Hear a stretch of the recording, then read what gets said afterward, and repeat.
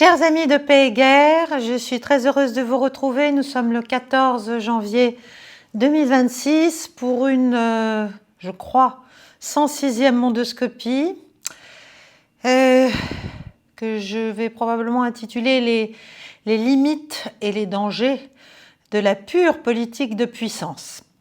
Aujourd'hui, je vais vous parler de deux points, parce qu'on ne peut pas tout aborder, donc j'ai choisi le Groenland et l'Iran, bien sûr. Likez, partagez cette vidéo, peut-être déjà likez avant de savoir si vous l'aimez ou si vous voulez la partager. Et puis, n'hésitez pas à faire connaître la chaîne autour de vous, à vous abonner au cercle des amis de Paix et Guerre si vous souhaitez avoir plus de contenu et à faire en sorte que nous soyons de plus en plus nombreux dans cette communauté. Donc, aujourd'hui, Groenland, Iran. Bon, on voit bien dans tout ce qui se passe, et là ça va à un rythme que j'ai moi-même du mal à suivre, on voit bien qu'on est en plein retour assumé, selon des modalités différentes, avec un style différent selon les chefs d'État, mais on est en plein retour assumé de politique de pure puissance, déjà du côté américain, bon bah ça c'est clair, vous n'avez pas qu'à écouter les innombrables déclarations de Donald Trump pour le comprendre. C'est un ordre qui n'est plus du tout fondé sur le droit international, même si les Russes, les Chinois et d'autres rappellent que tout de même il existe et qu'on ne peut pas s'emparer de territoires, faire des interventions de vive force ou même simplement de déstabilisation. Et certainement pas même de rétablissement de la paix sans avoir un mandat du Conseil de sécurité des Nations Unies. Mais tout ça, ça paraît un peu de la musique ancienne, en tout cas pour l'instant. Et évidemment, le fait qu'on s'assoie sur le droit international rend la situation extrêmement dangereuse et volatile d'une manière générale. Donc c'est un ordre fondé sur les sphères d'influence, les Russes en parlent, les Américains aussi, tout le monde est d'accord là-dessus en fait. Donc les grandes puissances sont en train de se repartager le monde en grandes sphères et évidemment les frontières, les endroits où s'entrechoquent ou parfois se recouvrent ces sphères d'influence sont des lieux où il se passe des choses. En tout cas, c'est la fin des illusions universalistes. C'est un défi lancé aux tenants qui sont encore nombreux du globalisme. C'est vrai aussi que tous les prétextes employés notamment par les États-Unis et même les Européens depuis la fin de la guerre froide pour justifier leur interventionnisme un peu en roue libre dans les années 90 et même le début des années 2000, eh bien, tous ces prétextes sur l'avènement de la démocratie, les droits de l'homme, la nécessité morale, l'urgence morale d'intervenir, etc., tout ça est quand même a été jeté aux orties, c'est-à-dire on ne s'embarrasse même plus de ça. Quand vous entendez Trump parler du Groenland ou de l'Iran, bon, tout ça, il ne s'agit plus du tout d'aider le peuple ou de libérer un peuple d'une oppression, d'un dictateur, etc. Non, il s'agit de prendre ce qu'on a envie de prendre dans un pays, s'il est riche. Il s'agit d'affirmer son contrôle sur une zone entière, l'hémisphère occidental, côté américain.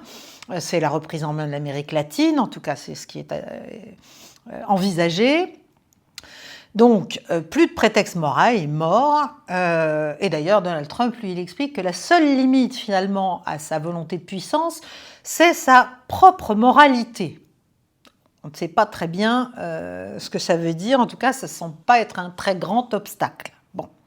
Donc, les États-Unis, mais aussi les autres, sont en fait en train d'assurer ou de reprendre, y compris par la force, ou en mêlant la force, la pression, le chantage, la manipulation, la déstabilisation, les zones qu'ils considèrent vitales pour leur survie, leur expansion, le maintien d'une forme de domination ou même d'hégémonie régionale.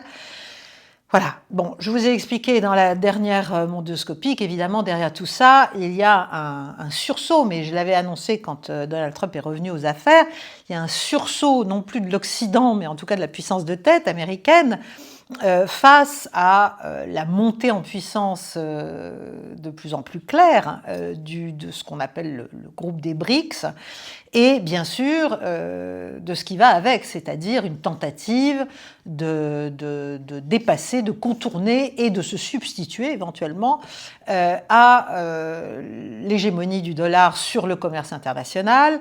Donc il y a une lutte, si vous voulez, il y a une réponse en fait en ce moment qui est extrêmement agressive et impudente des États-Unis face à cette marche à la dédollarisation progressive de l'économie mondiale. Bon, donc ça, c'est ce qui est au-dessus, si vous voulez, de tout ce qui se passe au jour le jour. Évidemment, quand on est européen et français, comme moi, on se rend compte que dans ce nouveau système, l'Europe est quand même extrêmement fragile. Elle est fragile parce que c'est essentiellement un marché, et un marché lui-même en difficulté quand même dans un certain nombre de domaines. C'est un ensemble désindustrialisé, c'est surtout un ensemble qui est en train de payer finalement le renoncement qu'elle a fait pendant très longtemps à exister de manière stratégique, de manière géopolitique propre, si vous voulez. Donc, son insignifiance stratégique, dont je parle aussi depuis des années, maintenant est claire. Elle s'expose au vu et au su de tous, en dépit de toutes les tentatives pour masquer cette réalité et éventuellement pour la retourner, pour se mettre à exister stratégiquement. Bon, on en a beaucoup parlé.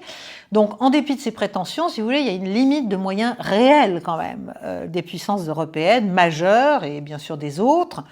En plus, elle s'est découplée toute seule comme une grande depuis le retour de Donald Trump de son protecteur, en tout cas ce qui, aux yeux du monde, la rendait protégée relativement, c'est-à-dire son protecteur américain. Donc il y a vraiment, à l'occasion et à propos de l'Ukraine et de la relation avec la Russie, il y a clairement là une volonté américaine, en tout cas de l'administration actuelle américaine, de laisser les Européens finalement à leur volonté de continuer à harceler, à aller vers la Russie et à empêcher finalement un apaisement en Europe et en Eurasie, et en tout cas entre l'Europe et la puissance russe. Donc de mettre un terme réaliste au conflit ukrainien. Bon, ça, on est très très loin du réalisme. On continue dans nos postures extrêmement belliqueuses, en fait, soi-disant au nom de la paix, du fait de vouloir protéger l'Ukraine, etc. La réalité, c'est que l'Ukraine est en très très très très mauvaise posture. Chaque jour qui passe la met plus en danger. Au-delà des territoires pris par la Russie, bien sûr. Mais on continue, on continue, donc je ne vais pas revenir là-dessus. En tout cas, l'Europe se découple par ses exigences irréalistes, parce qu'elle appuie envers et contre toute évidence militaire, mais qu'elle ne veut pas voir, cette volonté de continuer à faire comme si on pouvait obtenir une paix, pour l'Ukraine, qui lui permette de recouvrer ses territoires, d'être une Ukraine militarisée, surmilitarisée même par rapport à ce qu'elle était avant le début de l'opération militaire spéciale russe. Bon, bref, donc si vous voulez, c'est pas du sabotage, mais enfin, de fait, le fait qu'on n'arrive pas à dépasser ces exigences européennes et que les Américains ne le font pas véritablement non plus, c'est-à-dire laissent les Européens dans cette posture belliciste, eh bien, fait que c'est nous qui nous trouvons maintenant de plus en plus frontalement exposés aux conséquences possibles de notre attitude. Mais on n'a pas l'air non plus de prendre bien conscience des dangers, de se rendre compte que la sécurité européenne est en miettes et que comme on ne veut pas parler, comme on ne veut pas aller vers un rétablissement d'un dialogue normal, comme on ne veut pas tenir compte de ce que dit la Russie, comme on considère que tout ça c'est de la propagande scandaleuse, et qu'il n'y a aucune légitimité à ce que dit la Russie, eh bien, on est dans une impasse, en fait. Voilà, alors on continue, comment dirais-je, c'est pas qu'on se débat, mais on est, au contraire, on a l'air d'être dans un espèce de bain d'assurance affichée, alors qu'en fait, la situation est quand même extrêmement grave. Je ne parle même pas de la dépendance énergétique de l'Europe. Là aussi, elle s'est coupée d'une source d'énergie à bon marché, qui était la source russe, pour des raisons idéologiques, et maintenant, eh ben, elle est coincée dans sa dépendance évidente vis-à-vis des États-Unis. Et enfin, au plan politique, on voit bien qu'il y a de gros ferments de division à l'intérieur même du camp européen, entre les réalistes et les autres, en gros, hein, pour faire simple. Et il y a une crispation, en fait, de la partie haute de la technostructure européenne contre les peuples eux-mêmes et contre les États membres récalcitrants. Il y a une espèce d'autoritarisme, d'ambiance, et pas que d'ambiance, à vrai dire, qui devient assez concret pour certains, qui est un autoritarisme en fait de panique, qui est une réaction de panique face à une menace de désintégration politique de l'UE, mais aussi éventuellement de l'OTAN. Et c'est là qu'on en vient au Groenland. Parce que, évidemment, la manière dont les États-Unis sont en train d'aborder la question du Groenland met en danger aussi la cohésion même de l'Alliance, puisque les Européens s'opposent à la volonté de Donald Trump, et qu'on ne voit pas très bien comment ils vont s'y opposer concrètement, mais néanmoins, c'est extrêmement dangereux. Ce sursaut des États-Unis, que j'ai donc annoncé il y a déjà très longtemps, à la prise de il y a bientôt un an en fait, à la prise de fonction de Donald Trump, est exposé aux conséquences de ses propres excès. Et je pense que l'affaire groenlandaise, comme l'Iran, sont en train de montrer les dangers et les excès de cette politique de pure puissance, parce qu'on a l'impression que Trump, qui a été manifestement très encouragé par son succès au Venezuela, est dans une espèce de poussée d'hubris, d'euphorie, si vous voulez, de fièvre trumpienne, et qu'il ne voit pas forcément les risques de son attitude s'il la poursuit d'une manière aussi tonitruante. Il pourrait bien y avoir un boomerang, notamment au Moyen-Orient, bien sûr. Pour l'instant, en tout cas, pour terminer sur l'Europe, parce qu'après j'en parlerai plus, c'est juste une petite diversion, diversion. On peut dire que là, on voit bien que la Slovaquie, la Hongrie sont tout à fait contre ce qui est en train d'être malgré tout fait pour l'Ukraine, là, ce fameux prêt de 90 milliards de dollars dans l'état économique dans lequel est l'Union, c'est fou. On voit bien que la Commission elle-même et sa présidente sont de plus en plus ouvertement décriées, pas seulement par les populations, mais y compris dans l'entourage même d'Ursula von der Leyen. Voilà. Et pendant ce temps, l'Ukraine continue de sombrer, mais je vous en parlerai à la fin. Donc, moi, il me semble, si on veut, je ne suis absolument pas Madame Soleil, mais enfin, il me semble que tout ça, quand je parle des dangers, des risques de représailles et d'effets boomerang, de la fièvre trumpienne, c'est d'abord sur le couple Russie-Chine, sur la dynamique des BRICS dans son ensemble, mais sur le couple Russie-Chine, enfin l'alliance entre la Russie et la Chine. Je pense qu'en dépit de ce que voudrait Donald Trump, alors certes il va en visite d'État en avril à Pékin, on va voir ce qu'il en sortira, mais en dépit de son désir de voir les deux pays se dissocier un petit peu, il risque d'être fort déçu. Pourquoi ? Parce qu'il veut tout. D'abord, la Chine a très bien compris qu'elle était quand même la cible ultime de tout ce que faisaient les États-Unis, surtout depuis le Venezuela et évidemment en ce moment même avec ce qui se passe sur l'Iran et le Groenland. Il y a des déclarations chinoises d'ailleurs sans ambiguïté, extrêmement sèches, extrêmement froides, extrêmement critiques de ce que font les États-Unis. Donc elle ne va pas se laisser, j'allais dire, embobiner par la séduction à la Trump qu'il pourrait essayer de tenter vis-à-vis du président Xi.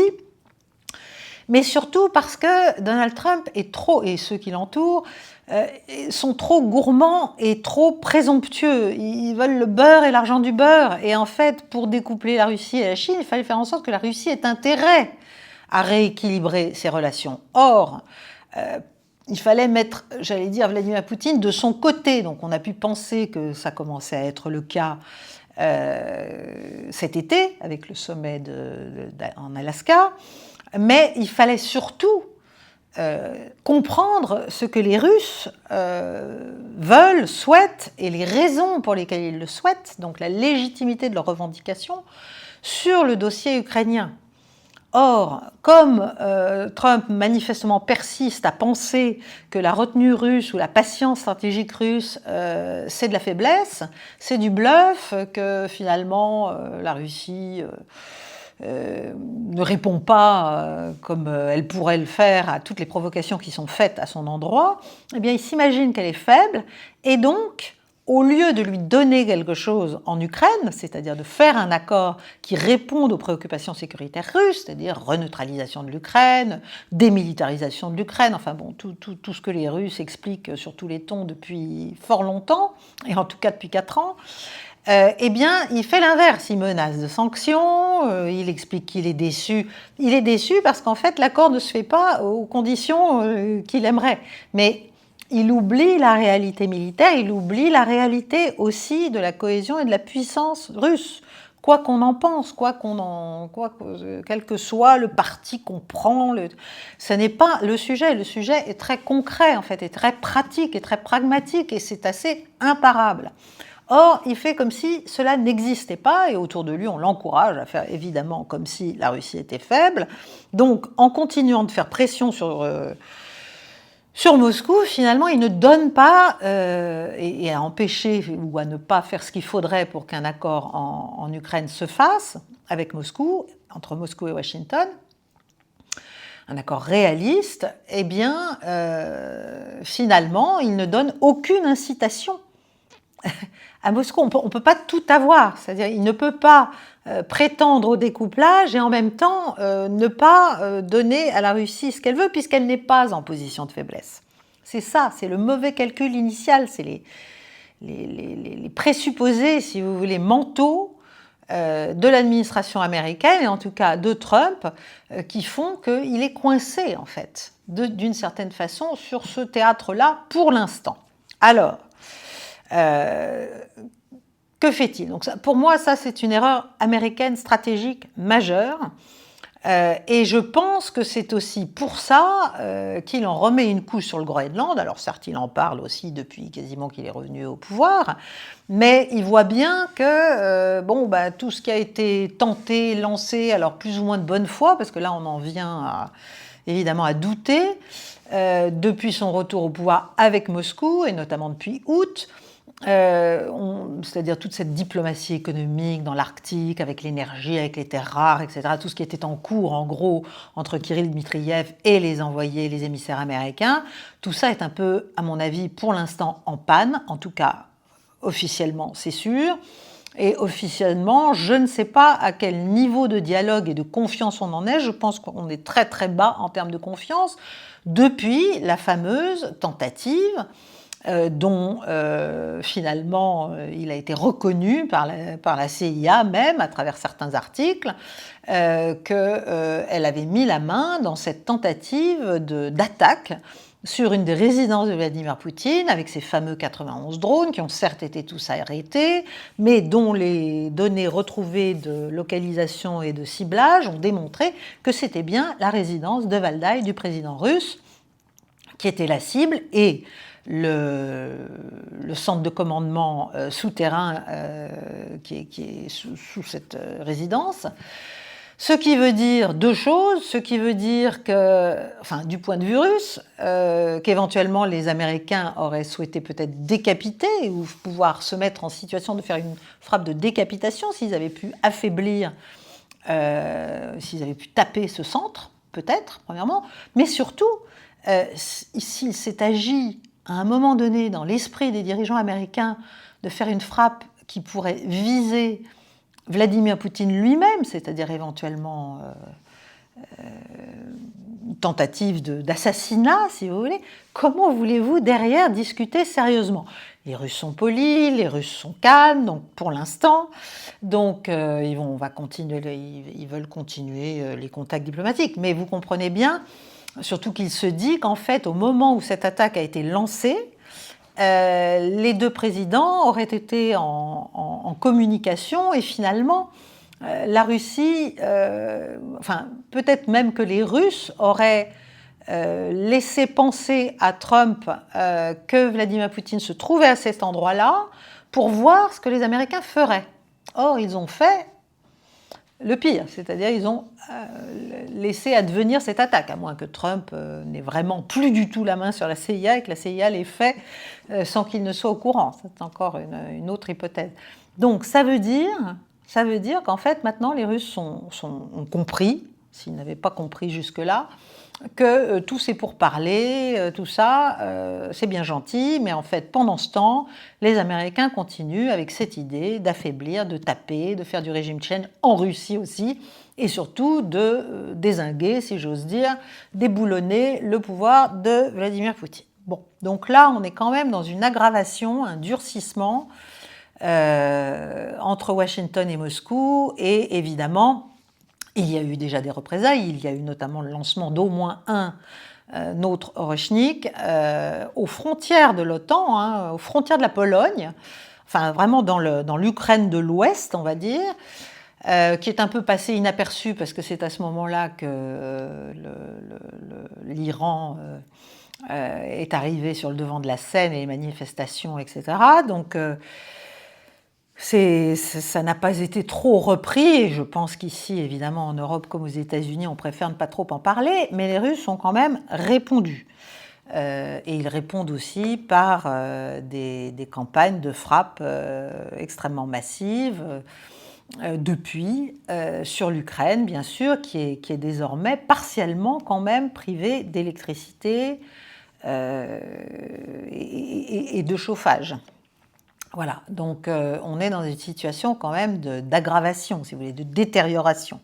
Tout ce qui avait été, croyait-on, et moi aussi je voulais le croire, j'ai peut-être péché par naïveté, tout ce que l'on voulait croire être une avancée vers un possible accord, même imparfait, mais enfin bon, qui aurait permis un arrêt des combats et un arrêt du massacre en Ukraine, tout ça, en fait, n'a plus cours. Bon. Donc, les Russes, je pense, ont compris que de toute façon, même si Trump avait peut-être à un certain moment donné, ou là peut-être encore de temps en temps par éclipse, une volonté d'arriver à quelque chose avec les Russes, de toute manière, comme il change d'avis comme de chemise, comme il y a une lutte féroce autour de lui entre les faucons, les néocons démocrates, les néocons républicains, les globalistes, les nationalistes libéraux, enfin bref, et que les midterms arrivent et que donc il a, lui, des nécessités politiques internes qui le poussent à faire ce qu'il sait faire le mieux, c'est-à-dire du ramdam et de la démonstration de puissance, justement, eh bien, on ne peut plus arriver à grand-chose d'efficace. Bon, donc le contexte est hautement inflammable. Je ne sais pas ce qu'on pourrait espérer de mieux. Peut-être que toutes ces puissances nucléaires, et en tout cas certainement les Américains et les Russes, fassent un accord entre eux pour au moins s'engager à ne pas, l'un ou l'autre, faire de première frappe, si vous voulez, de frappe en premier, de frappe nucléaire en premier. Parce que là, c'est la fin pour tout le monde, à vrai dire. Donc le risque de dérapage est quand même encore important, il n'est pas du tout négligeable, c'est pas rhétorique, c'est pas pour faire peur, etc. C'est qu'il y a une telle dégradation à la fois de la compréhension des choses, de la compétence des gens. Je parle surtout du côté occidental, je suis désolée de le dire, mais c'est quand même un cas, c'est clair, hein, que ce soit en Europe ou aux États-Unis. Il y a une telle dégradation et une telle incapacité, en fait, un tel manque de volonté de parler sérieusement des vrais sujets entre adultes, qu'on peut se dire qu'il peut y avoir une provocation de trop, une attaque de trop, une humiliation de trop, et que ça peut déclencher quelque chose. Voilà, surtout que, comme je vous l'ai aussi expliqué déjà à plusieurs reprises, Vladimir Poutine, si j'ose dire, n'est peut-être pas le pire de tous ceux qui pourraient prendre sa suite. Donc vouloir la fin de son pouvoir, certes ça peut avoir du sens du point de vue américain et européen, dans l'atmosphère de russophobie éruptive actuelle, mais voilà, il faut voir ce qui peut arriver derrière lui. Bon, donc, les États-Unis n'ont pas l'air de comprendre même cette urgence, hein, à faire un accord au moins sur l'engagement à ne pas faire de frappe en premier. Ils ne comprennent même pas ça. Voilà. Ils croient toujours oui, que Vladimir Poutine est faible et qu'il bluffe. Bon. Donc, écoutez, on va voir ce qu'il en est. Je pense en tout cas que Trump est déjà aux prises avec les limites de son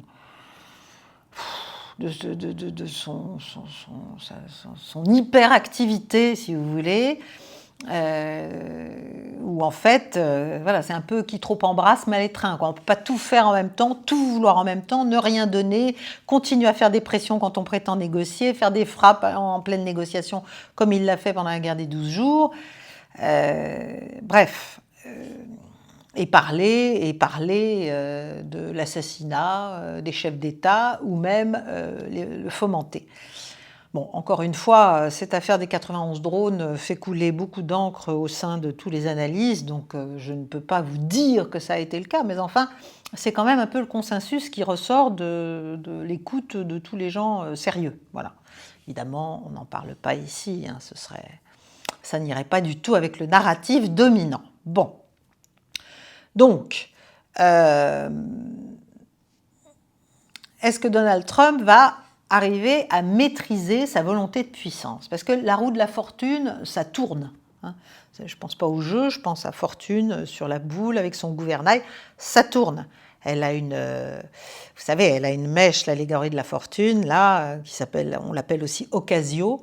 Il faut saisir l'occasion quand on le peut, parce que sinon la fortune tourne sa tête et derrière, elle a la nuque rasée. Voilà, donc il faut faire très attention. Ce n'est pas parce qu'on a réussi un coup qu'on va pouvoir tous les réussir.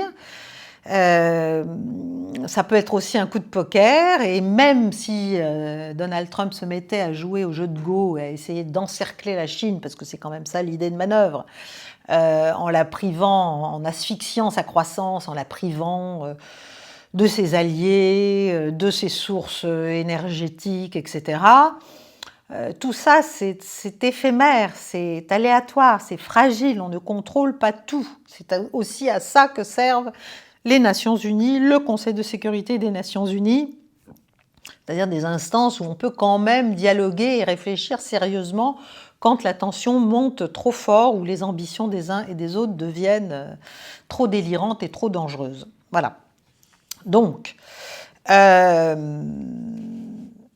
le droit international a vécu, ce n'est pas une bonne nouvelle pour les puissances moyennes, hein, telles que la nôtre, j'espère que vous l'avez compris. Et nous allons voir ce qu'il en est. Alors, mon premier point, enfin, le Groenland. Bon, alors on a l'air de dire que c'est un délire de Donald Trump, etc. Moi, je suis beaucoup moins sûre de cela que d'autres. Je ne pense pas que ce soit de l'expansionnisme gratuit. Bon, alors, que va-t-il faire? Est-ce qu'il va l'acheter? Est-ce qu'il va l'envahir? Il n'a pas besoin de l'envahir. Il peut tout simplement, et c'est peut-être déjà en cours, faire un certain nombre de négociations. Ce qu'il faut comprendre, c'est que le Groenland, bon, c'est la plus grande île du monde, si vous voulez. Il a une position évidemment stratégique dans l'Arctique, on vous a mis une carte. C'est une région, l'Arctique, qui est de plus en plus importante du fait du réchauffement, du fait que la glace y fond et que donc ça ouvre de nouvelles routes commerciales. C'est une zone où il y a quasiment, je ne dirais pas personne, mais enfin il y a moins de 60 000 personnes. C'est évidemment une zone très riche en ressources minérales critiques. Il y a du zinc, il y a des terres rares, il y a du graphite, il y a du nickel.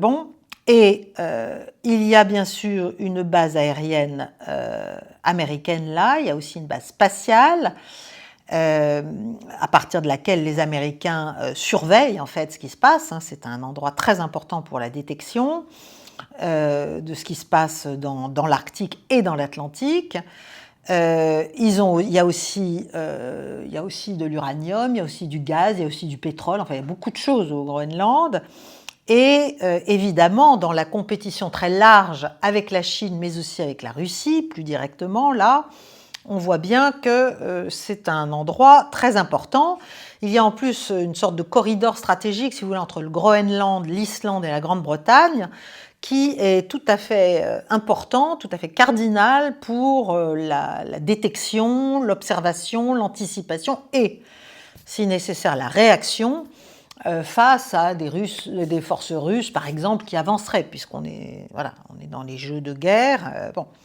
Donc, quand on navigue entre l'Asie, l'Atlantique et l'Arctique, c'est un enjeu très important, le Groenland, parce que ça permet de participer, sinon même d'avoir une position dominante dans le contrôle des flux commerciaux, des flux énergétiques et des flux militaires futurs. Voilà. Donc le Groenland, c'est pas juste un endroit où il y a des ours et des morses, et quelques habitants. Voilà.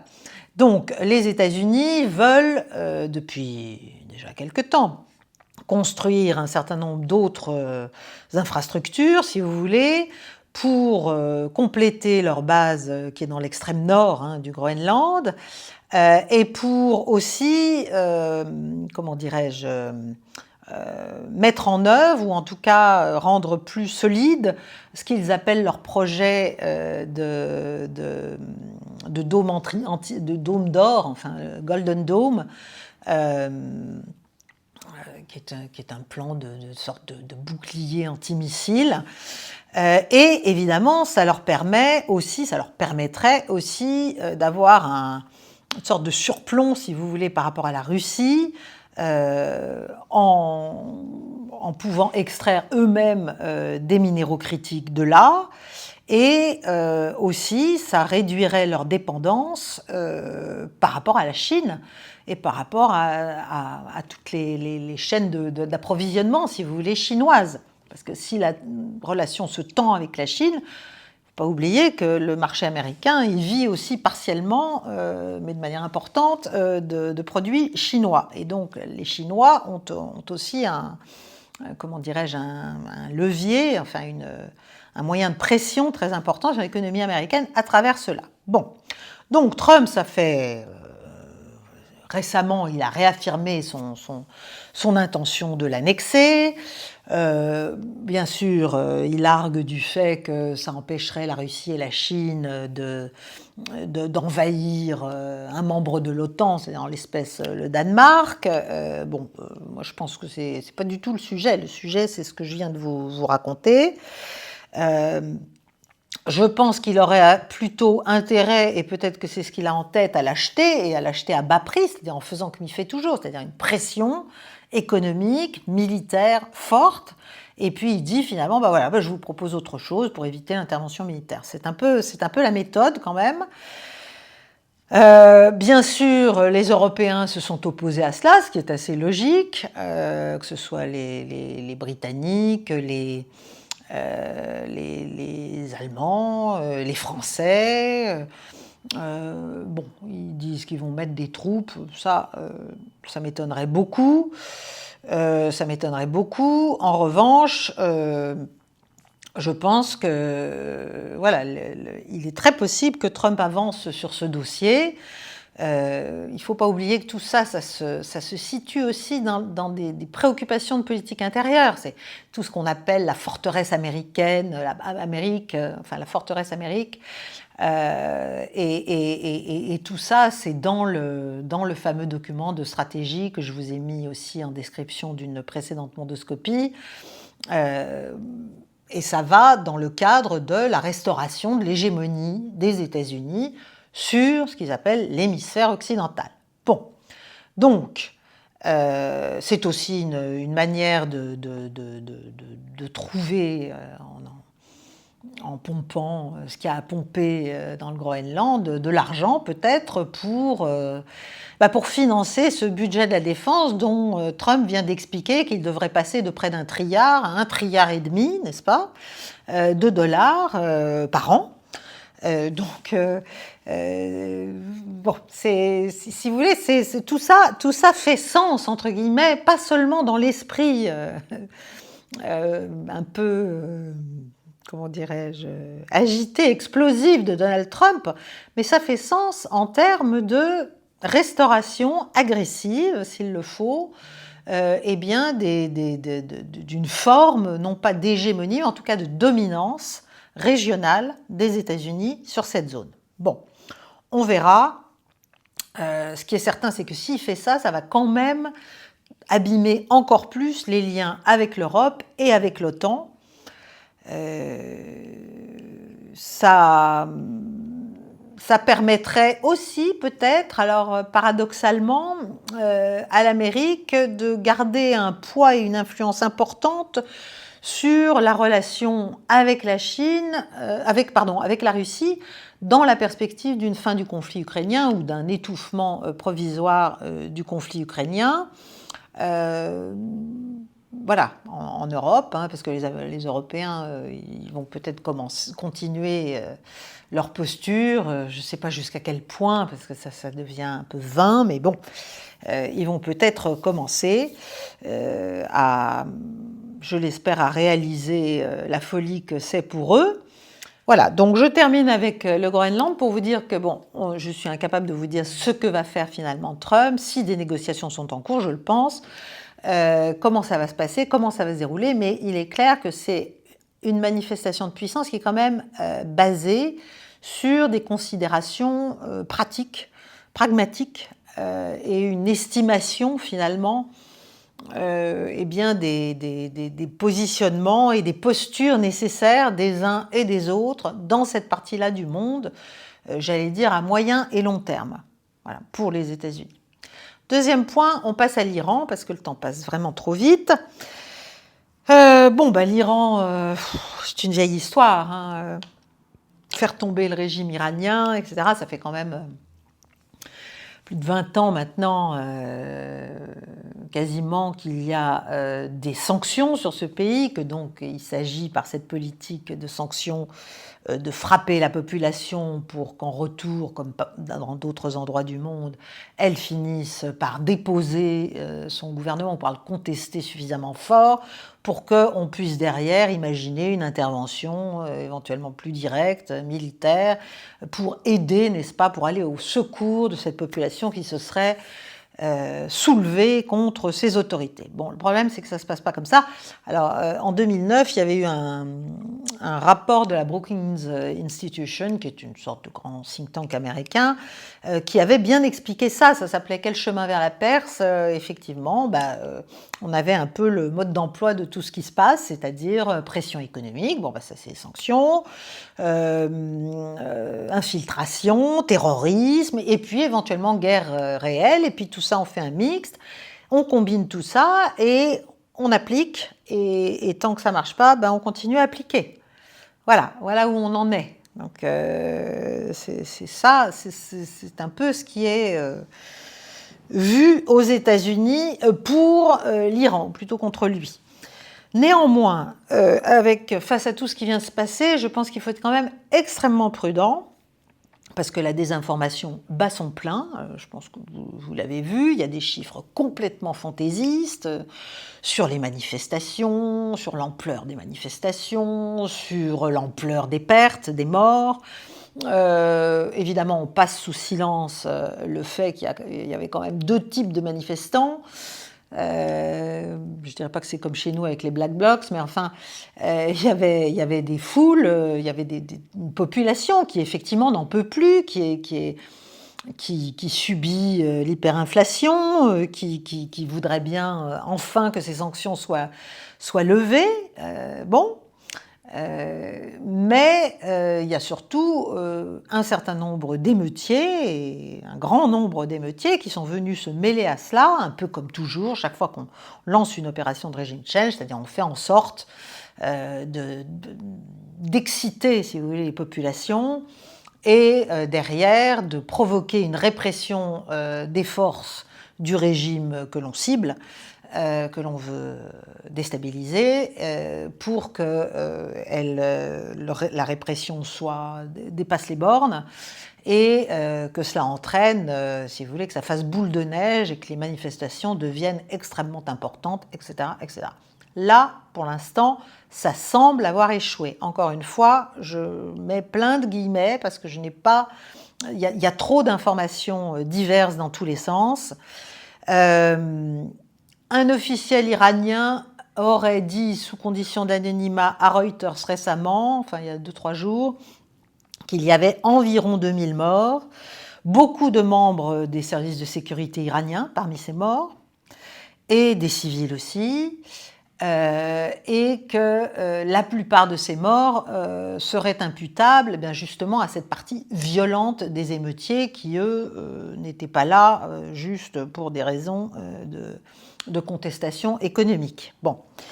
Alors, la grande question, et il est certain aussi que le régime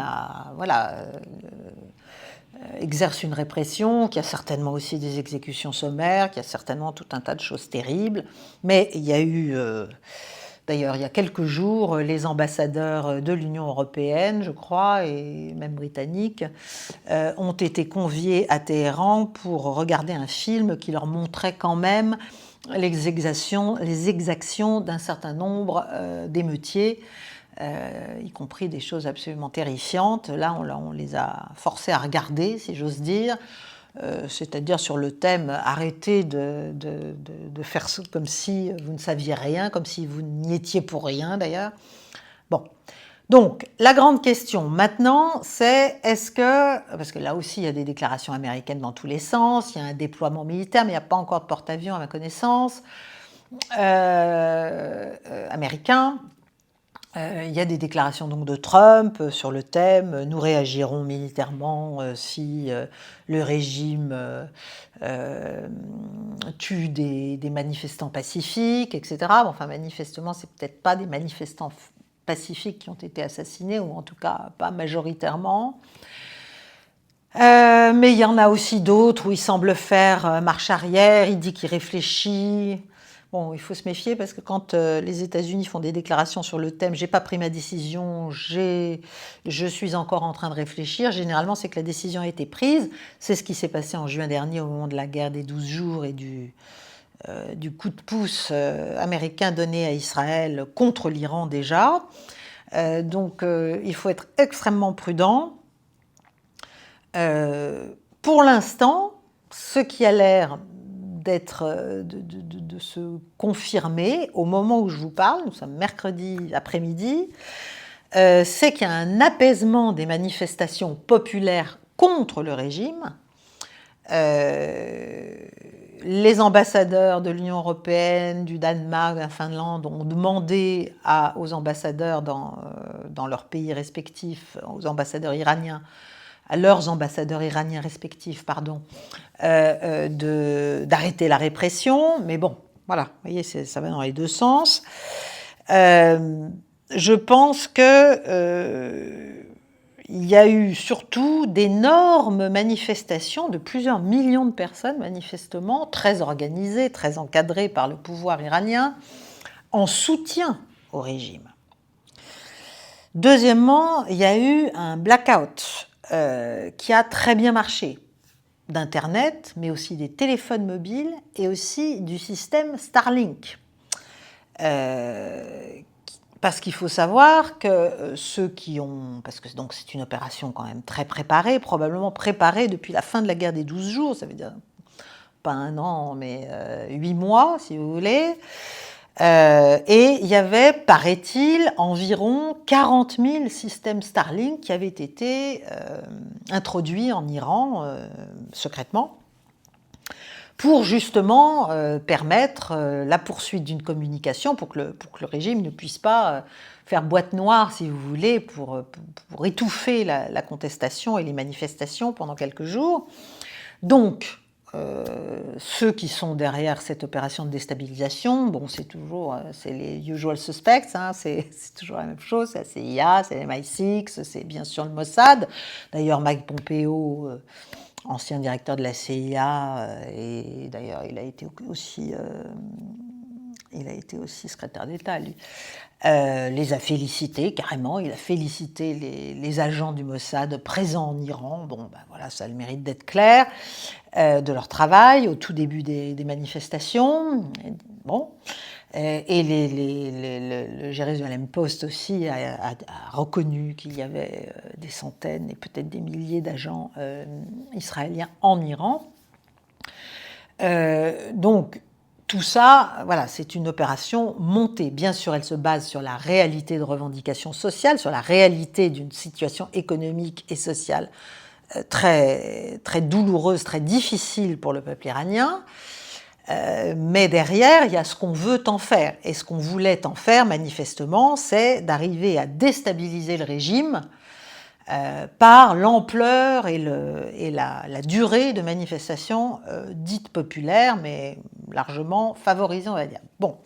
Or, là, il s'avère, en tout cas c'est ce qui est estimé, que les Russes, et probablement les Chinois, mais en tout cas les Russes, ont aidé les Iraniens à brouiller, leur ont fourni énormément de systèmes pour brouiller les Starlink. Alors vous me direz, ils ont l'habitude, parce que depuis le lancement de l'opération militaire spéciale en Ukraine, bien sûr, Starlink est aussi utilisé par les forces ukrainiennes, et donc les Russes ont appris à brouiller.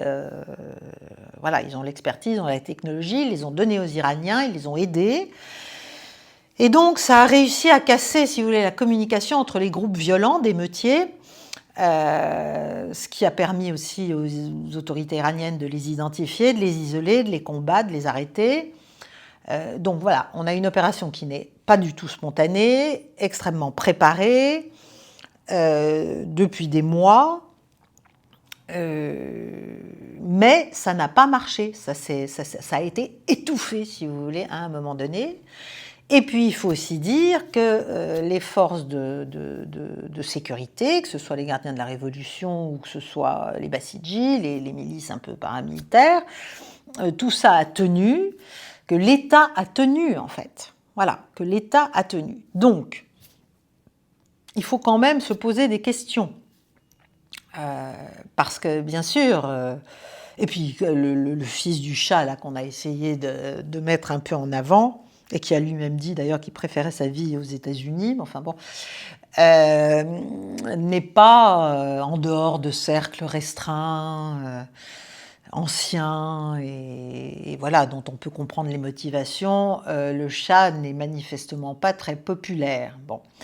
Et en fait, ce qu'on voit, en tout cas d'après ce que je peux comprendre à ma place, c'est quand même qu'il y a un soutien, non pas au régime théocratique, si vous voulez, non pas, c'est pas la théocratie iranienne en tant que telle qui est soutenue, mais il y a un fort sentiment nationaliste.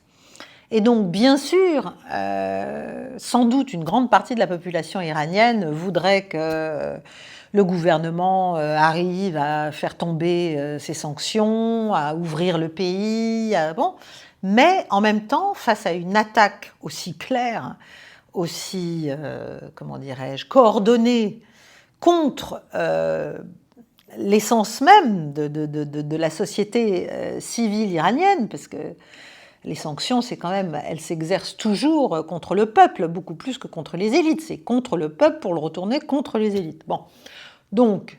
là, on voit qu'il y a quand même une partie importante de la population iranienne qui a sans doute des griefs, évidemment, face au gouvernement et face peut-être même au système religieux, enfin au guide suprême, mais pas au point d'aller, j'allais dire, aider les fauteurs de troubles professionnels qui étaient là pour faire tomber l'ensemble.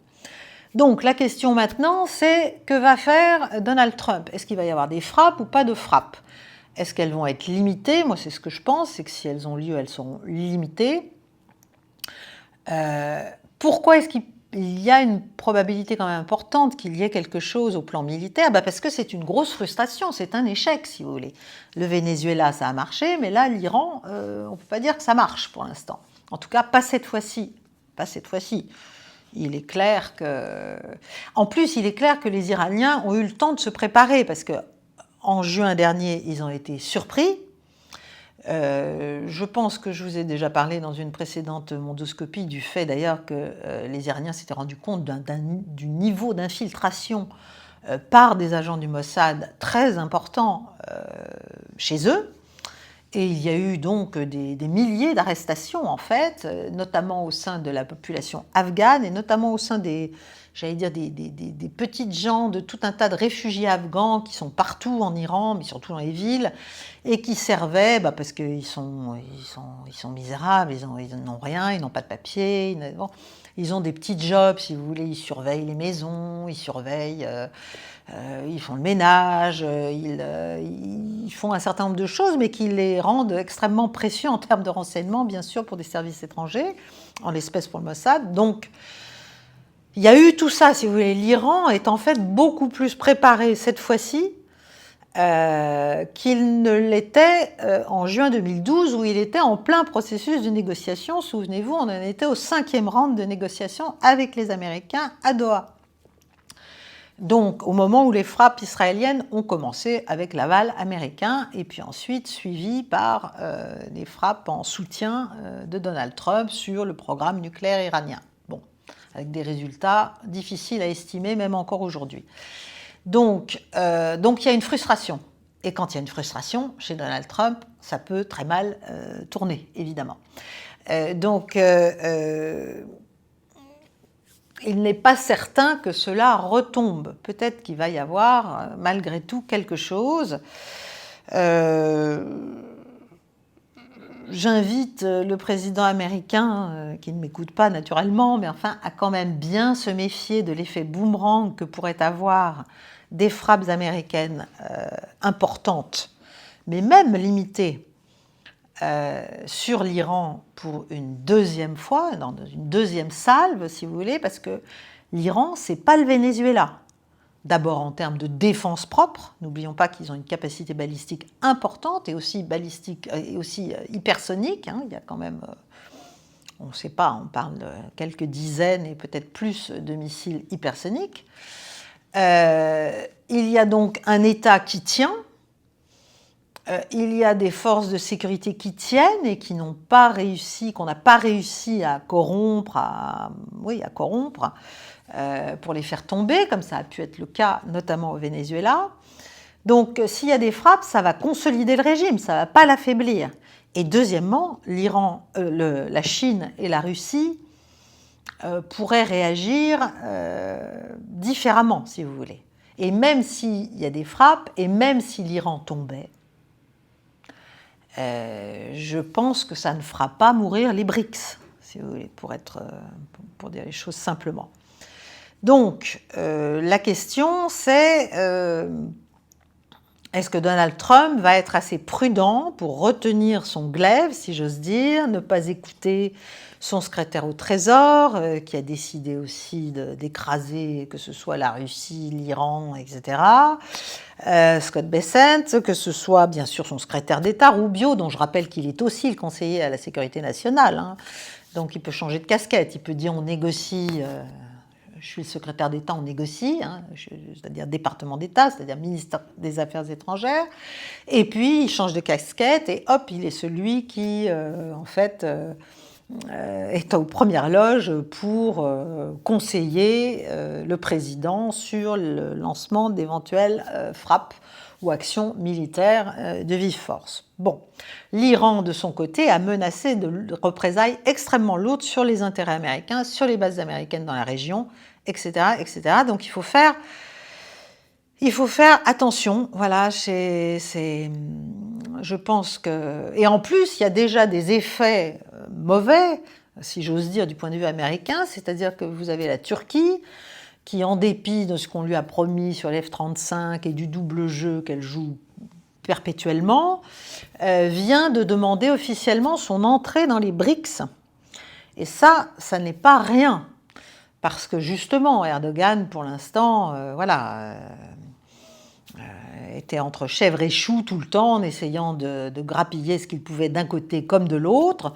Je pense qu'il a compris... que l'OTAN, dont il est l'une des puissances majeures au flanc sud, risque peut-être sinon d'imploser, du moins d'avoir beaucoup moins d'importance. Et donc, il semble avoir, en tout cas pour l'instant, parce qu'avec Erdogan, il faut toujours être très prudent, peut-être choisi d'une certaine manière son camp, c'est-à-dire se rapprocher des Russes, des Chinois, des Indiens. Bon. Et puis, il y a aussi, il ne faut pas l'oublier, notamment en Syrie, une rivalité importante entre Israël et la Turquie pour des zones, là aussi, d'influence. Donc, voilà, si vous voulez, je ne sais pas comment ça va évoluer. L'opération de régime change a avorté à ce stade. Est-ce qu'il va y avoir, donc on dit qu'il y a quand même, les Iraniens auraient arrêté plus de 600 agents israéliens cette fois-ci, mais la population n'a pas suivi. Les forces de sécurité intérieures n'ont pas été désorganisées. Les passedarans, bon, les gardiens de la Révolution, eux, c'est des pragmatiques, et surtout ce sont des gens qui ont une maîtrise importante économique et financière sur le système iranien, donc ils veulent préserver, j'allais dire, ce qu'ils ont. L'armée régulière, elle tient quand même l'appareil, les chars, les avions, les canons. Bon. Est-ce qu'ils vont s'entendre, parce qu'ils sont rivaux? Est-ce qu'ils vont s'entendre? Est-ce qu'ils vont... comment dirais-je, au contraire, est-ce qu'ils sont en train de fourbir les uns et les autres des stratégies, j'allais dire, de domination les uns par rapport aux autres? Bon, je termine en disant que l'Arabie saoudite vient aussi d'informer l'Iran qu'elle n'autorisera pas le survol de son territoire s'il devait y avoir des frappes américaines. Bon. Donc, je termine là-dessus, parce que pour l'instant, c'est quand même difficile d'en dire plus, à moins qu'au moment où j'ai enregistré cette émission, il n'y ait eu des frappes déjà. Je ne sais pas. A priori, ce serait plutôt le soir, le matin, la nuit. Je vous remercie de votre attention. Je vous donne rendez-vous dans quelques jours pour une prochaine mondoscopie. Il y aura certainement encore beaucoup de développement. Je vous demande de faire ce que vous avez à faire si vous aimez Paix et Guerre. Je vous souhaite une belle soirée. Au revoir, chers amis. Au revoir.